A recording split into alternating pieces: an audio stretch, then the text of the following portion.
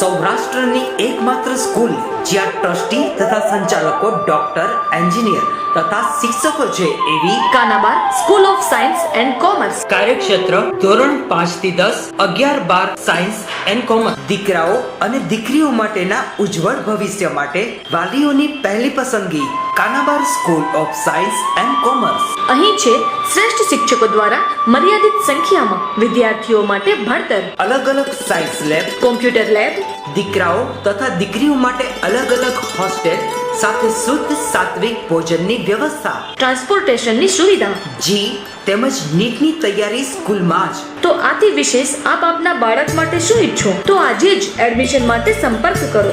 Unit 1 Kanabar school of science and commerce, ખામરોડ ચોકડી, Junagadh bypass, Junagadh. Unit 2 main post ઓફિસની પાછળ શ્યામ વિદ્યાલય, સરકારી ગોડાઉન પાસે, ગાંધીગ્રામ, જુનાગઢ. નમસ્તે વિદ્યાર્થીઓ, ગયા લેક્ચરની અંદર આપણે લોકોએ આણ્વીય દળ, ત્યારબાદ મોલ સંકલ્પના અને મોલ વિશેની સમજ, ત્યારબાદ મોલક દળ આના વિશેનો અભ્યાસ કર્યો હતો. એવો વેગવાન 6.022 × 1023 ઘાત પરમાણુ અણુ કે આયનો એ આંક જોયો હતો આપણે. 1 મોલ એટલે 6.022 × 1023 ઘાત પરમાણુ અણુ કે આયન. આ મુદ્દો આપ સુધી આપણે અભ્યાસ કરેલો હતો. એને આધારિત ચોપડીમાં સ્વાધ્યાયની અંદર એક કોયડો છે, જરા આપણે જોઈ લઈએ. કોયડાની રકમ કંઈક આવી છે. સ્વાધ્યાય 1.33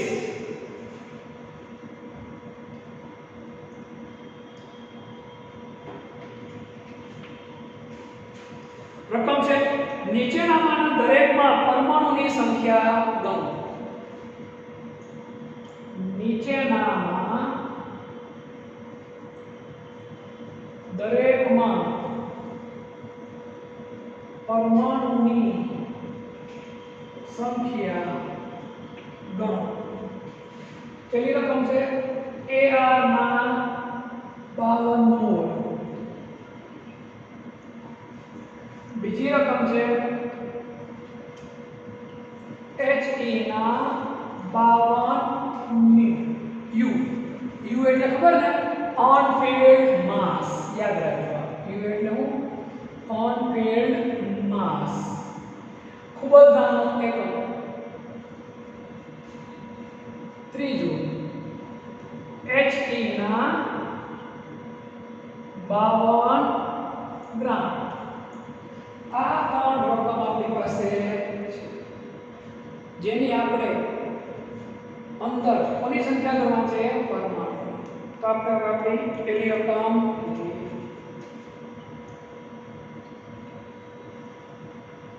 Ar ના 52. હવે મેં તમને થોડી વાર પહેલા પણ કીધું, 1 મોલ એટલે 6.022 × 1023 ઘાત પરમાણુ અણુ કે આયન. 6.022 × 1023 ઘાત પરમાણુ અણુ કે આયન. આપણે અહીંયા પરમાણુ ગોતવું છે, તો કેટલા મોલ છે આપણી પાસે? 52 મોલ. તેથી 52 મોલ Tr એટલે કોણ? કાર્બન. 52 × 6.022 × 1023 ઘાત. બસ ગુણાકાર કરી નાખો, આપણો જવાબ આવી જાય. આપણું કામ થઈ જાય. કઈ રીતે તો જોઈએ. 60 22 × 52 0 5 10 પડી શું બીજા પડી 1 5 10 પડી શું 11 લો એકડો બીજા પડે 1 ના 1 6 5 ને 30 2 2 4 2 2 4 0 6 2 12 4 4 1 3 1 કેટલા આંકડા પડે? 3 1 2 ને 3 313.144 × 1023 ઘાત પરમાણુ. શોર્ટ ફરીક બનાવી 3.13 144 × 1024 24 ઘાત સોરી 25 ઘાત કેટલા ગ્રામ આપણે કહી શકીએ જમણી બાજુ સોરી ડાબી બાજુ 2 કેટલા 2 10 ની 25 ઘાત પરમાણુ આવી ગયો આપણો જવાબ પહેલો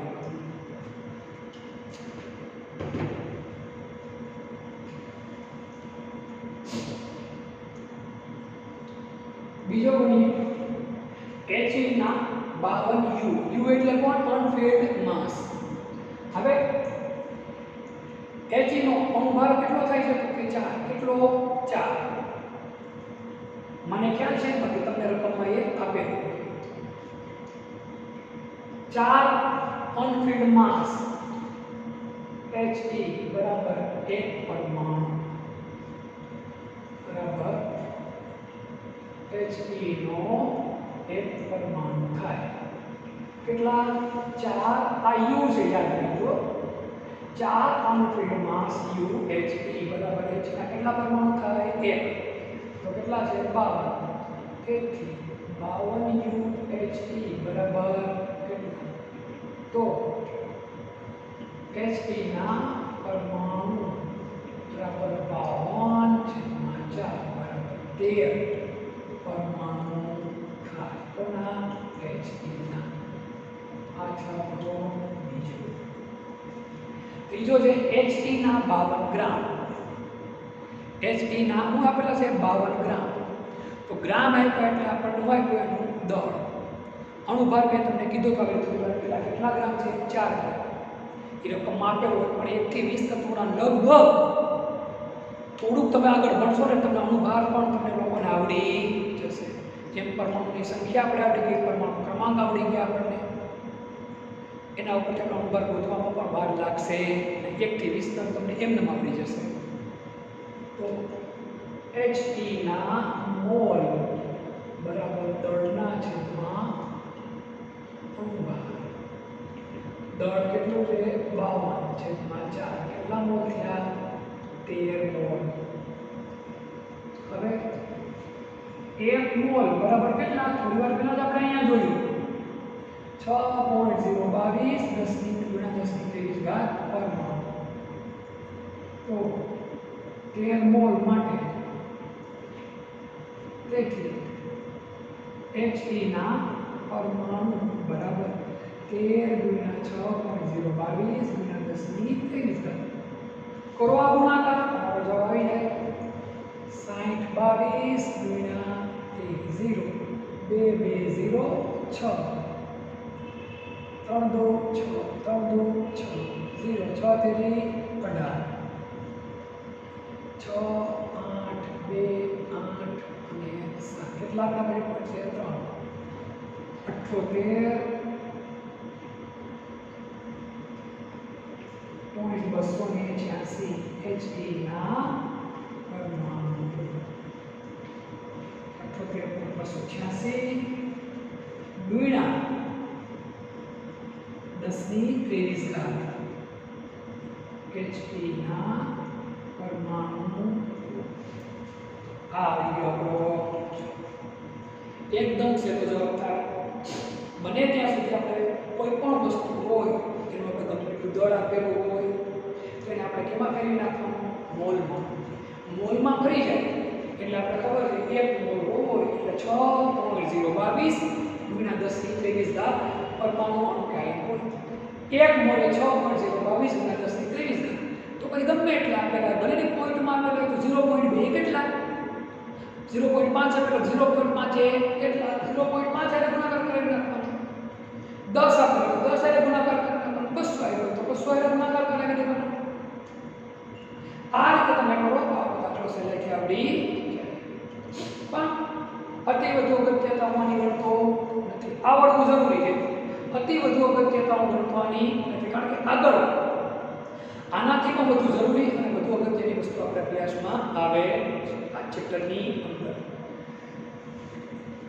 તો સ્ક્રીનશોટ લઈ લો લખી નાખો પછી આના પછીનો ખૂબ જ અગત્યનો પોઈન્ટ છે આપણો બંધારણીય ટકાવાર પ્રમાણ આપણે એ જોઈએ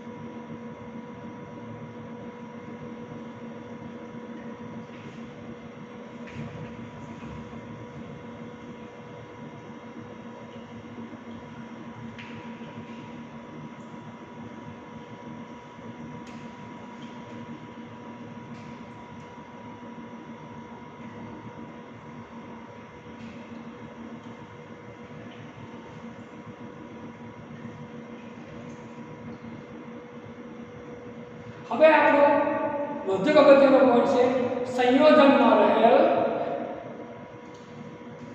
બંધારણીય ટકાવાર પ્રમાણ અથવા તો સંયોજનમાં રહેલું તત્વોનું દળથી ટકાવાર પ્રમાણ. હવે પછીનો આપણો પોઈન્ટ છે બંધારણીય ટકાવાર પ્રમાણ અથવા તો દળથી ટકાવાર પ્રમાણ.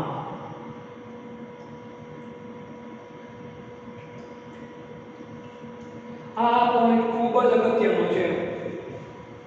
તમે કોઈ પણ વસ્તુ લ્યો તો એનું જે ઉપરનું જે કવર હોય રેપર જેને આપણે કહીએ એની અંદર એ વસ્તુ બનાવવામાં કયા કયા તત્વો ઉમેરેલા હોય એ પણ માહિતી આપેલી હોય. એની બનાવવામાં કોનો ઉપયોગ થયો હોય એ વસ્તુ તો આપેલી હોય જ, પણ સાથોસાથ એમાંથી કઈ વસ્તુ આપણે કેટલા ટકા મળે એ પણ માહિતી આપેલી હોય. પ્રોટીન આટલા ટકા મળતું હોય, કાર્બોહાઈડ્રેટ આટલા ટકા મળતું હોય, એમાં કઈ વસ્તુ કેટલા ટકા નાખી હોય એ પણ સમજ મળતી હોય. તો એ સમજ મેળવવા માટે વૈજ્ઞાનિકોએ બધું કઈ રીતે ગોઠવ્યું હોય તો એના માટે આ સૂત્ર આ પણ ખૂબ જ અગત્યનું આપણા માટે. અત્યારે ભલે લેટેસ્ટ પદ્ધતિની આવી ગઈ, પણ તમારે મારે જ્યારે કોઈ પણ પ્રકારના સંશોધન કરવાના હોય, કોઈ અજ્ઞાત પદાર્થ આપણને આપી દે તો ત્યારે એમાં કોનું પ્રમાણ કેટલું છે એ આપણને જરાય ખબર પડે નહીં. તો એ પ્રમાણ નક્કી કરવા માટે આ મુદ્દો ખૂબ જ વધારે અગત્યનો છે. તો બંધારણીય ટકાવાર પ્રમાણ આપણો હવે પછીનો પોઈન્ટ છે બંધારણીય ટકાવાર પ્રમાણ. અત્યાર સુધી આપણે કોઈ પણ નમૂનો હોય, કોઈ પણ સંયોજન નમૂનો એટલે કોઈ પણ સંયોજન તમને આપેલું હોય તો માત્ર એમાં કયું તત્વ છે આપણને એટલી જ ખબર હતી.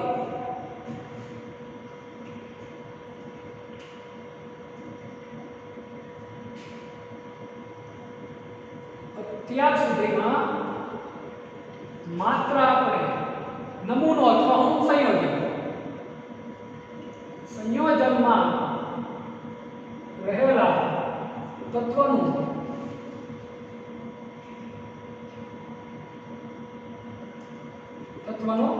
ગુણોત્તર જ જાણતા હતા.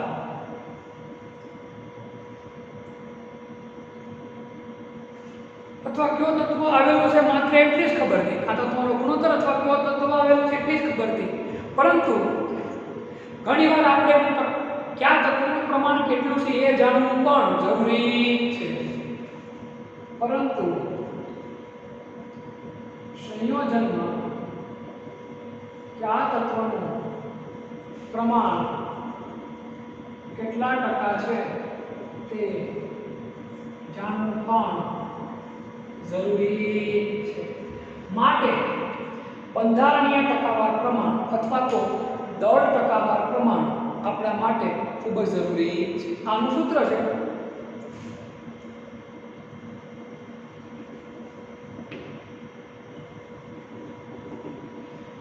બંધારણીય ટકાવાર પ્રમાણ. મેં ટકાની નિશાની કરી, તમે ટકાવાર શબ્દ લખો તો પણ ચાલે.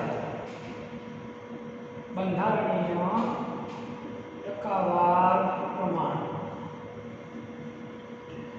શબ્દ અહીંયા ઉમેરીએ સંયોજનમાં રહેલા તત્વનું બંધારણીય ટકાવાર પ્રમાણ બરાબર તે તત્વનું સંયોજનમાં દળ ગુણ્યા 100 છેદમાં સંયોજનનું મોલર. તમારે માત્ર એટલું જ યાદ રાખવાનું છે, પરીક્ષામાં હું પૂછું 2 માર્ક્સમાં સમજાવો બંધારણીય ટકાવાર પ્રમાણ. તો અત્યાર સુધી આપણે માત્ર સંયોજનમાં રહેલા તત્વોનું જાણતા હતા ગુણોત્તર. ન લખો તો પણ ચાલે, જેનો કોઈ એટલો નથી. પણ ઘણીવાર સંયોજનમાં કયા તત્વનું કેટલું પ્રમાણ છે, કેટલા ટકા પ્રમાણ છે જાણવું પણ જરૂરી છે. અગત્યનો પોઈન્ટ સંયોજનમાં રહેલા તત્વોનું બંધારણીય ટકાવાર પ્રમાણનું સૂત્ર શું છે? તત્વોનું સંયોજનમાં દળ ગુણ્યા 100 છેદમાં સંયોજનનું મોલર. આની આપણે વ્યાખ્યા બનાવી લઈએ બંધારણીય ટકાવાર પ્રમાણની. સંયોજનમાં રહેલા જે તે તત્વના ટકાવાર પ્રમાણને તે તત્વનું તે સંયોજનમાં શું કહેવાય? બંધારણીય ટકાવાર. આની આપણે વ્યાખ્યા બનાવી આપણી રીતે.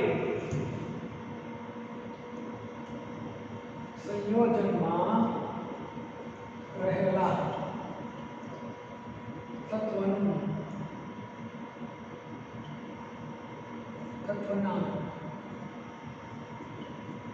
ટકાવાર પ્રમાણને શું કહેવાય?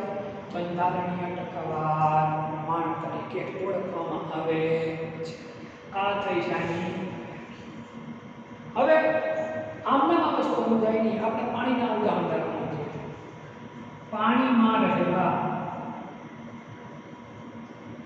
તત્વોનું ટકાવાર પ્રમાણ જણાવો. આવું એક ઉદાહરણ આપણને મળે. તો પાણીમાં કેટલા તત્વો છે? આપણને બધાને ખબર છે. માત્ર 2 તત્વો છે. કયા 2 તત્વો છે? તો કે ભાઈ હાઇડ્રોજન અને બીજો કોણ? ઓક્સિજન. કોણ? ઓક્સિજન. તો જોઈએ H2O માં એટલે કે સંયોજનમાં રહેલું હાઇડ્રોજન H બંધારણીય ટકાવાર પ્રમાણ બરાબર H2O માં હાઇડ્રોજનનું દળ કેટલું? હાઇડ્રોજનનું દળ કેટલું હોય? 1. કેટલું છે? 1. ખબર હશે આપણે. H બરાબર 1 અને O બરાબર 100. આ મેં તમને સમજાવેલું જ છે. 1 એમાં કેટલા હાઇડ્રોજન છે? 2. એટલે કેટલા આવશે? 2 ગુણ્યા 100 છેદમાં સંયોજનનું મોલર દળ. તો મોલર દળ એ કયું દળ? તમે આણ્વીય દળ. આપણે આવડે 16 ને 2 18. પોઈન્ટ ઉપર આપણે ગળા ચોકડીમાં પોઈન્ટ આવ્યો. આપણે પોઈન્ટ ઉપર જવું નથી.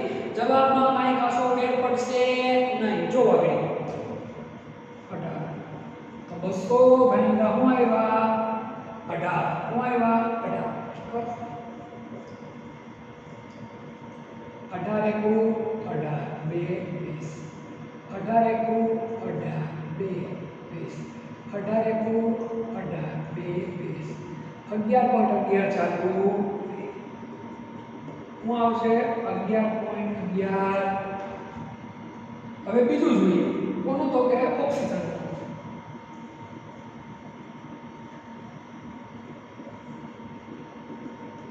બંધારણીય ટકાવાર.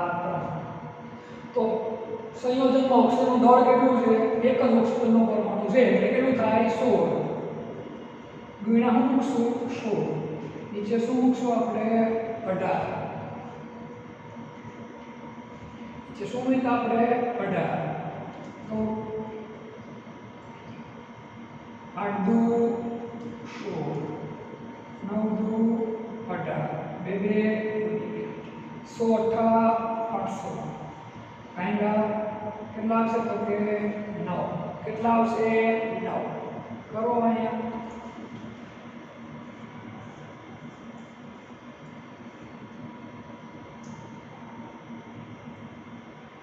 9 અઠા 72 8 80 9 અઠા 72 8 80 પોઈન્ટ I am to 9 અઠા 72 80 9 અઠા 72 આમ મેં ગાવ ચાલુ રહી એટલે શું જવાબ છે 88.88 કોનું પ્રમાણ આવી ગયું ભાઈ ઓક્સિજન હવે એક યાદ રાખવાનું તમારો જવાબ સાચો છે ખોટો એ ક્યારે ખબર પડે જ્યારે સંયોજનની અંદર ગમે એટલા તત્વ રહેલા હોય આ તો આપણે બે તત્વ જ આગળ આપણે ત્રણનું પણ જોઈએ પછી હું તમને હોમવર્ક મેથથી પણ વધારે આપીશ ગમે એટલા તત્વો પેલા ટોટલ ટકાવાર પ્રમાણ કેટલા ટકા થવું જોઈએ 100% 100 થી વધારે થવું જોઈએ નહીં પણ એક્ઝેક્ટ 100 ના આવે તમારે 99.99 99.98 99.97 વધુ 99.95 સુધી જવાનું જો એથી ઓછું થાય તો સમજી લેવાનું થોડી આપણી ભૂલ ચાલુ થાય 99.95 સુધી આવવું જોઈએ જો 99.94 થાય તો સમજી લો આપણે કંઈક થોડી થોડી ભૂલ કરીએ, વધારે કરીએ છીએ.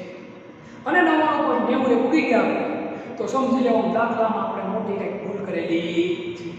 એટલે 99 અહીંયા જવાબ 99.99 થઈ ગયા. 99, 98, 97 જશો ત્યાં સુધી તમારો જવાબ કોઈ ખોટો પાડશે નહીં. ઈશ્વર શું બાબત માટે તમે આ જોઈ લો.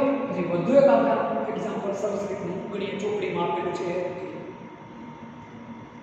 સ્ક્રીનશોટ લઈ ગયેલો હોય તો એટલે આના પછીનો આપણે પોઈન્ટ જોઈએ.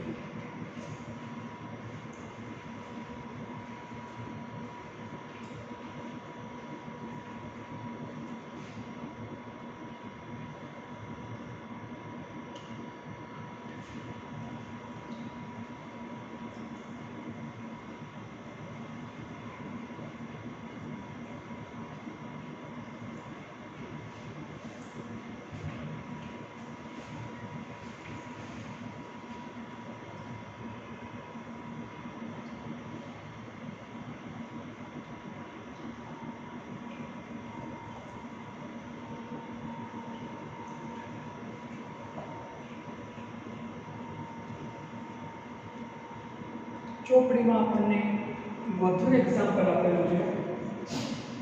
ઇથેનોલ C2H5OH C2H5OH આને શું કહેવાય? ઇથેનોલ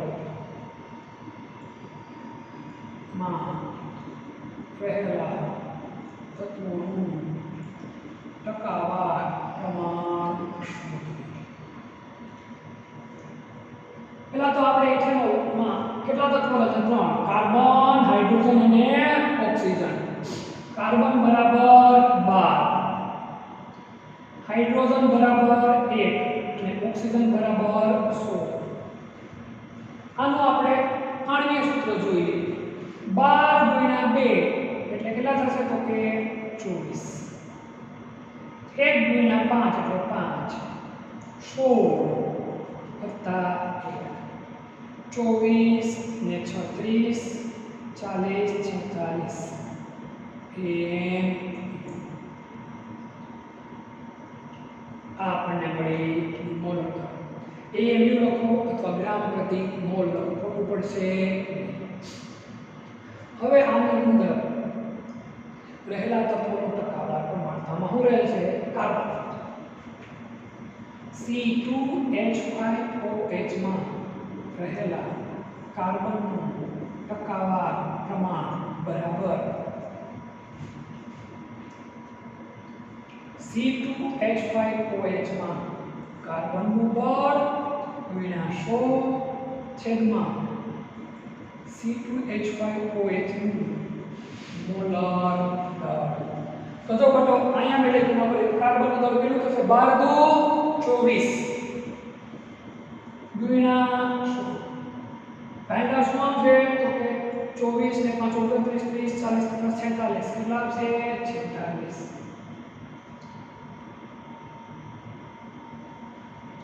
આની ગણતરી કરો એટલે આપણો જવાબ આવી. હવે આની ગણતરી કઈ રીતે કરશું? તો જો તમને સમજાવું.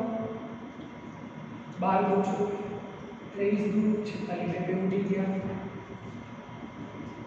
તો 12 × 100 ભાગ્યા 23 એટલે 1200 ભાગ્યા 23. આ ભાગાકાર આપણે રીતે કરવો કરીએ. કઈ રીતે?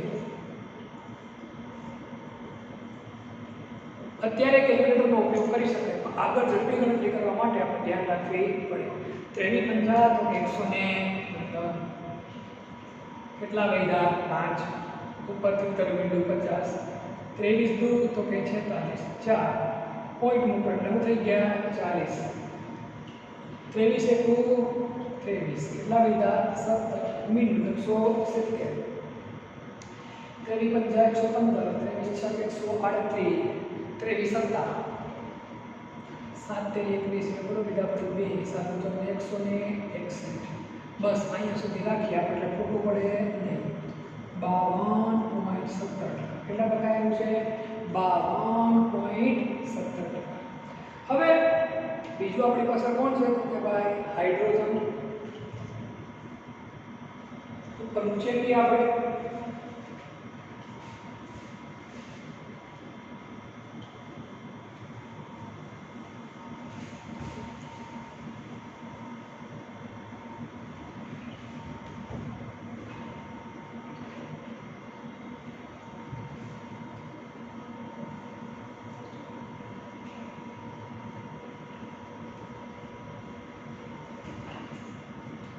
C2H5OH માં રહેલા હાઇડ્રોજનનું ટકાવાર પ્રમાણ બરાબર C2H5OH માં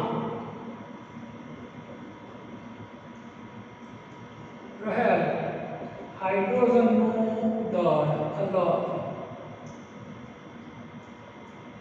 ગુણ્યા 100 છેદમાં C2H5OH નું મોલર દળ. ટોટલ હાઇડ્રોજન દળ કેટલું છે? 5 ને 1 6. 6 હાઇડ્રોજન દળ કેટલું થશે? 6 ગુણ્યા 100 છેદમાં કેટલા થશે? તો કે ભાઈ 46. કેટલા? 46. 2 3 દુ 6 23 દુ 46. 300 ભાગ્યા 23. આપણે રાખવું શું કરવું પડે? 300 ભાગ્યા 23 એ કરીએ આપણે. 23 એકુ 70. 23 46 23 69 3 1 પોઈન્ટ 10 0 100 23 ચોખ્ખું 92. બસ અહીંયા પૂરી રાખીએ. 13.04%. કોનું પ્રમાણ મેળવ્યું આપણે? હાઇડ્રોજન. કોનું? હાઇડ્રોજન. વધુ એક જોઈએ ત્રીજું તત્વ. કોનું? તો કે ભાઈ ઓક્સિજન. કોનું? ઓક્સિજન. C2H5OH માં રહેલા ઓક્સિજનનું ટકાવાર પ્રમાણ સૂત્ર આ મુજબ C2H5OH માં રહેલા ઓક્સિજનનું દળ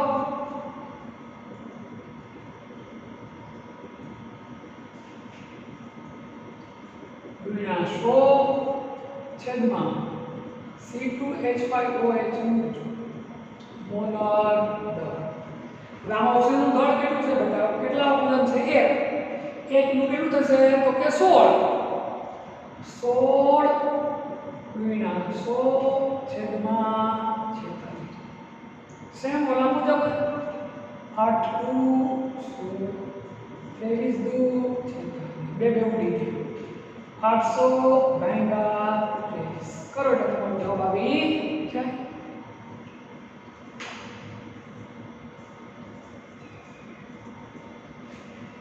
ત્રેવીસ તેરી 69 70 80 11 ગઈ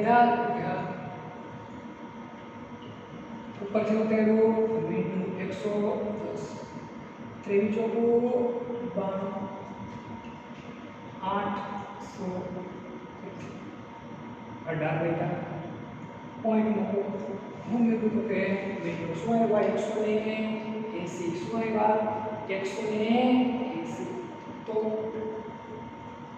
ફરી વાર ગયા વખતે જેમ 23 હતા તો કે ભાઈ 161 7 21 કરો એટલે 2 7 161 કેટલા ગયા? તો 161 અને 9 19 કેટલા ગયા? 19 તો 34.70 કેટલા? 70. એક મિનિટ 190 23 હતા તો કે ભાઈ 161 64 8 24 નો 14 બીજા પડી 2 8 16 ને 2 હતા 186 એટલે શું આવ્યું પ્રમાણ આપણી પાસે 34.78%.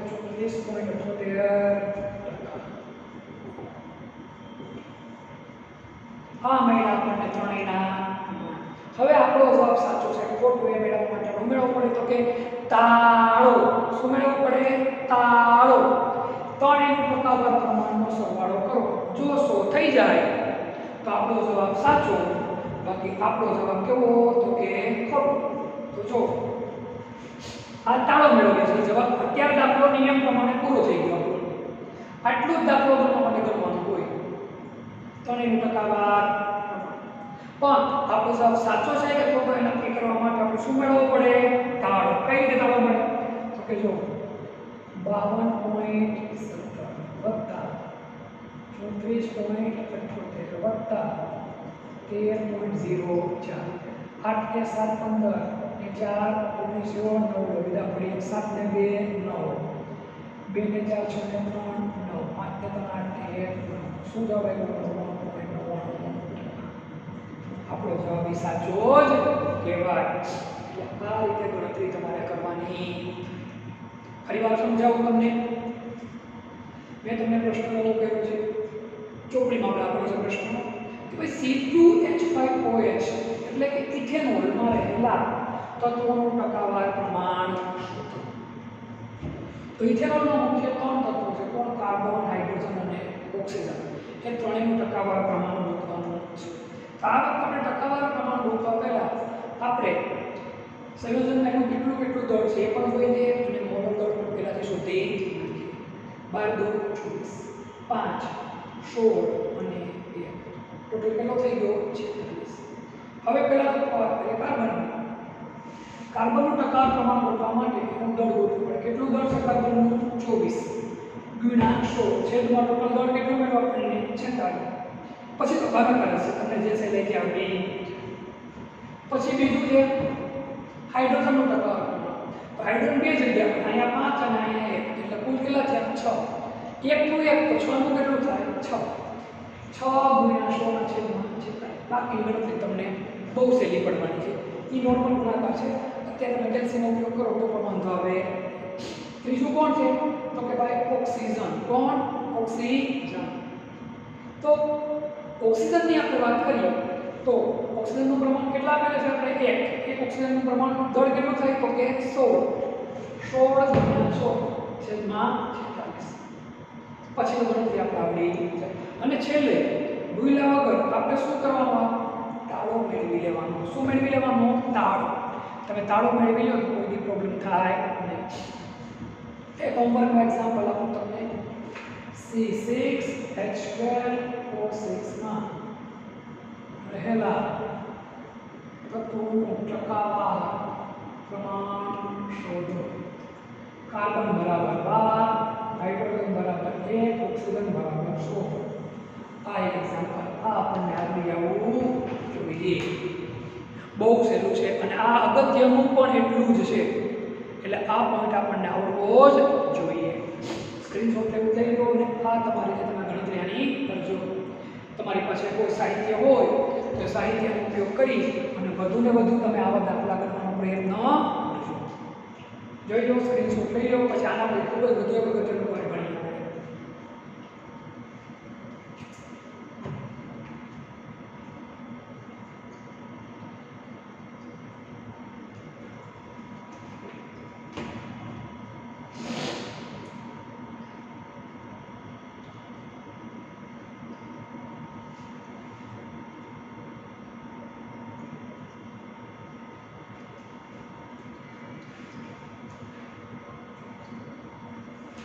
હવે ખૂબ જ અગત્યનો પોઈન્ટ છે આના પછીનો આપણો. આ પોઈન્ટ તમે 9મા ધોરણમાં જે બેઠો ભણેલા છે એ જ છે. 9મા ધોરણમાં આ પોઈન્ટ બેઠો ભણેલા છે આપણે. અગાઉના વર્ષોમાં જ્યારે સેમેસ્ટર પદ્ધતિ હતી ત્યારે હવે જે હું પોઈન્ટ તમને ભણાવવા માંગુ છું એના બોર્ડમાં દાખલા પણ પૂછાયેલા. જો નીટમાં કે જેડબલઈમાં દાખલો પૂછાઈ જાય તો હું માનું ત્યાં સુધી સરખી રીતે આપણે સમજેલા હોય તો 1 થી 1.5 મિનિટની અંદર જ આપણે દાખલો પૂરો કરી શકીએ. ભલે સ્ટેપ શરૂઆતમાં તમને લાંબા લાગશે, આગળ હું સમજાવીશ ત્યારે તમને લાંબા લાગશે, પરંતુ તમે જો એના બે ચાર એને લગતા દાખલા તમે ગણી નાખો તમે વ્યવસ્થિત રીતે, તો પછી હું નથી માનતો કે તમને વધારે વાર આમાં લાગે. બહુ સહેલો ટોપિક બનશે જો આપણે સરખી રીતે સમજેલા હોય તો. 9મા ધોરણનો બેઠે બેઠો જ પોઈન્ટ છે. 9મા ધોરણમાં ઉલટાનું વધુ વિસ્તૃત રીતે અને સરસ રીતે આપેલું છે એના વિશે. તમારી પાસે જો 9મા ધોરણની વિજ્ઞાનની ચોપડી હોય તો એની અંદર આ પોઈન્ટ તમારે, હું જે હવે પોઈન્ટ કહું છું એ પોઈન્ટ તમારે બેઠે બેઠો આવશે એમાં.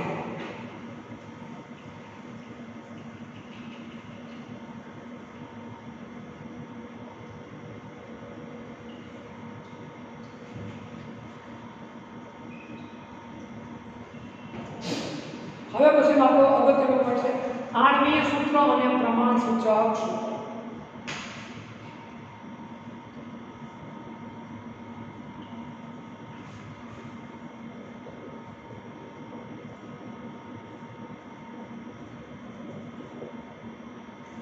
આણ્વીય સૂત્ર અને પ્રમાણ સૂચક સૂત્ર. આ આણ્વીય સૂત્ર શબ્દ તમે લોકો પરિચિત છે. NaCl એ અણુસૂત્ર છે. કોનું? Sodium chloride. કોનું? Sodium chloride. CaCO3 calcium carbonate એનું અણુસૂત્ર છે. CH4 એ કોનું અણુસૂત્ર છે? મિથેન. C2H6 કોનું છે? ઇથેન. આ અણુસૂત્ર. પ્રમાણ સૂચક સૂત્રથી તમે લોકો 9મા ધોરણમાં ભણ્યા છે, તમારા મગજમાં કદાચ એની વ્યાખ્યા સ્પષ્ટ હોય. હું બંનેની વ્યાખ્યા લખાવી, પહેલા એક બંનેનો અર્થ શું થાય સમજાવી અને પછી કઈ રીતે મેળવવું એ પોઈન્ટ આપણા માટે વધારે અગત્યનો છે, તમને સમજાવી દઉં. પહેલા આપણે બંનેની શું ભણશું તો કે વ્યાખ્યા, અને એને કોને પ્રમાણ સૂત્ર કહેવાય અને કોને અણુસૂત્ર કહેવાય એ તમને સમજાવી દઉં. બહુ સહેલું પડશે તમારા લોકો. પહેલો પોઈન્ટ છે આપણો પ્રમાણ સૂચક સૂત્ર. કયો પોઈન્ટ છે? પ્રમાણ સૂચક સૂત્ર.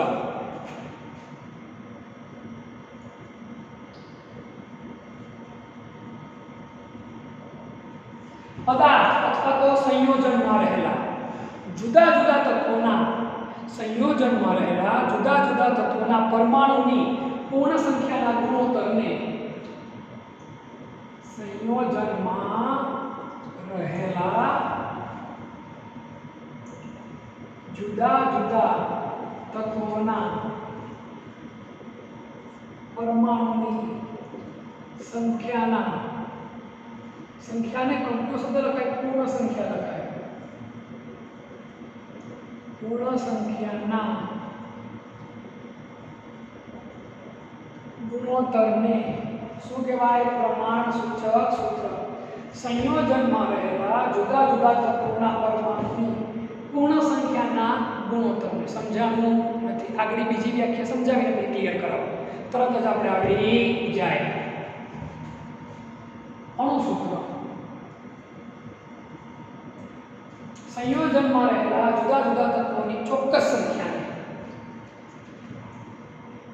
સંયોજનમાં રહેલા જુદા જુદા તત્વોના પરમાણુની ચોક્કસ સંખ્યાને શું કહેવાય? પ્રમાણ સૂચક સૂત્ર. જોજો આ પૂર્ણ સંખ્યાનો ગુણોત્તર અને અહીંયા ચોક્કસ સંખ્યા. હું તમને એક્ઝામ્પલ આપું. ગ્લુકોઝ. સૂત્ર શું છે? એનું સૂત્ર શું છે?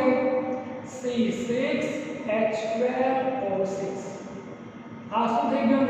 અણુસૂત્ર. સમજો બેટા. આનું પ્રમાણ સૂચક સૂત્ર શું થશે? આ બધામાં સામાન્ય શું નીકળે તો કે 6.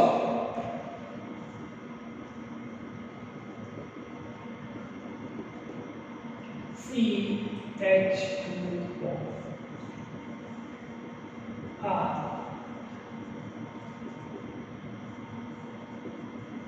ગ્લુકોઝનું શું થયું? પ્રમાણ સૂચક સૂત્ર. આનું દળ ગોતો તો શું કહેવાય? આણ્વીય દળ. આનું દળ ગોતો તો શું કહેવાય? પ્રમાણ સૂચક સૂત્ર દળ. સમજાણું? બધું એક્ઝામ્પલ. ઇથેનનું અણુસૂત્ર શું છે? C2H6 અણુસૂત્ર. અહીંયા સામાન્ય શું નીકળે?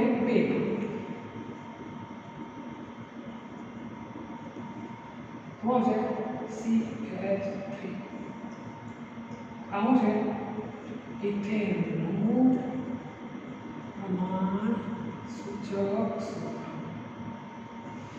NaCl ની વાત કરીએ એનું અણુ સૂત્ર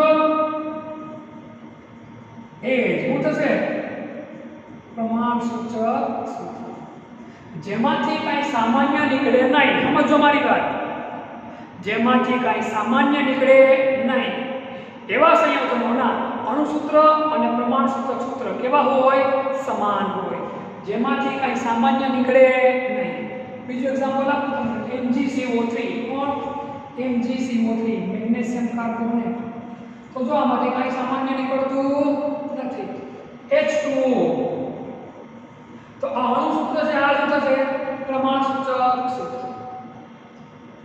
સામાન્ય નીકળે તો પ્રમાણ સૂચક સૂત્ર બને બાકી બને ક્લિયર હવે આમાં આપણે આગળ વધવાનું છે આ તમે જસ્ટ સમજાવવા માટે લખ્યું હતું આનો સ્ક્રીનશોટ લઈ લો તમે લોકો કારણ કે આ સમજણ તમારા માટે ભલે પરીક્ષાની દ્રષ્ટિએ વધારે અગત્ય નથી પણ તમને ખબર હોવી જોઈએ ઘણા વિદ્યાર્થીઓ પૂછાય છે કે પ્રમાણ સૂચક સૂત્ર એટલે શું છે તો અણુસૂત્ર હોય એમાંથી જો કોઈ સંખ્યાઓ સામાન્ય નીકળતી હોય તો જે વધે એને પ્રમાણ સૂચક સૂત્ર કહેવાય એના અણુભર્ગો તો શું કહેવાય એનો અણુભર્ગો તો પ્રમાણ સૂચક સૂત્ર ભાગ તરીકે પણ આપણે ઓળખીએ છીએ હવે